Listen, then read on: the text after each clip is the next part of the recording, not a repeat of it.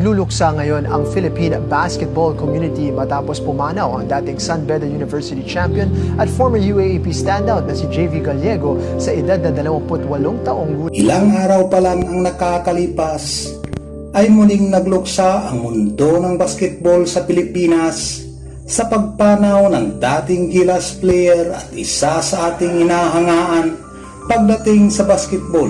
So mga ka-amazing all over the Philippines, kami po sa PBA Moro Club ay nakikiramay sa kapwa basketball player namin na si JB Gallego. Si John Vincent JB Gallego ay namaalam matapos sumalpok ang minamaniho nitong sasakyan sa kahabaan ng NLEX sa Mikawayan, Bulacan.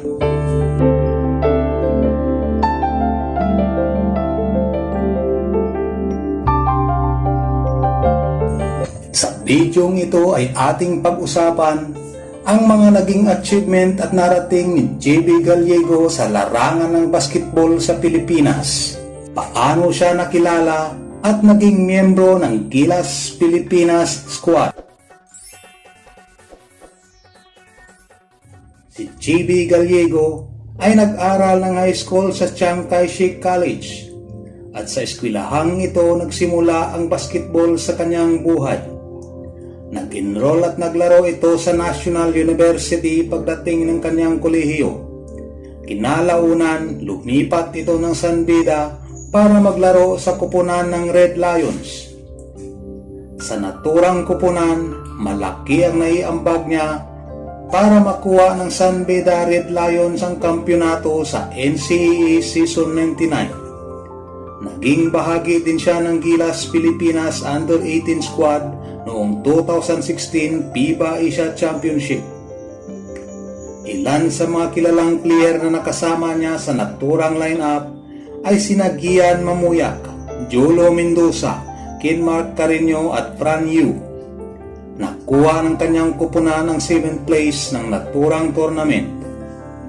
Nagsimula ang professional basketball career ni JB Gallego noong 2024 sa kupunan ng Bicol Volcanoes ng PBL.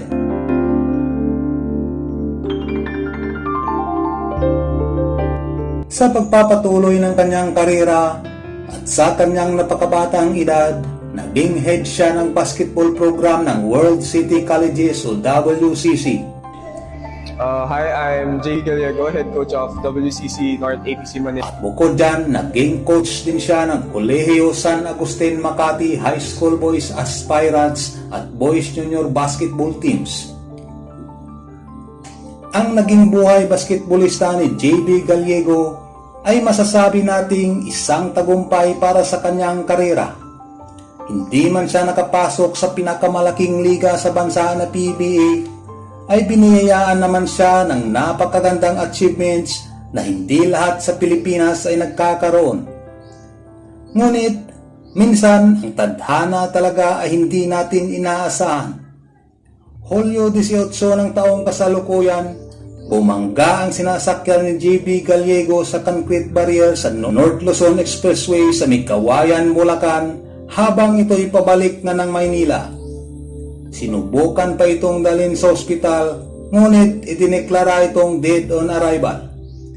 Pumanaw si JB Gallego sa edad na 28. Nakakalungkot na balita man po. Nagluluksa ngayon ang Philippine basketball community matapos pumanaw ang dating San Beda University champion at former UAAP standout na si JV Gallego sa edad na 28 taong gulang. Maaring nawala si JB Gallego dito sa mundong ibabaw. Ngunit ang kanyang mga nagawa, lalo na sa mundo ng basketball dito sa Pilipinas, ay hindi matatawaran at mananatili sa puso't isipan nating lahat, lalo na sa kanyang pamilya, mga naging kaibigan, nakasama sa mga liga, mga kakilala at sa lahat ng umiidolo sa kanya.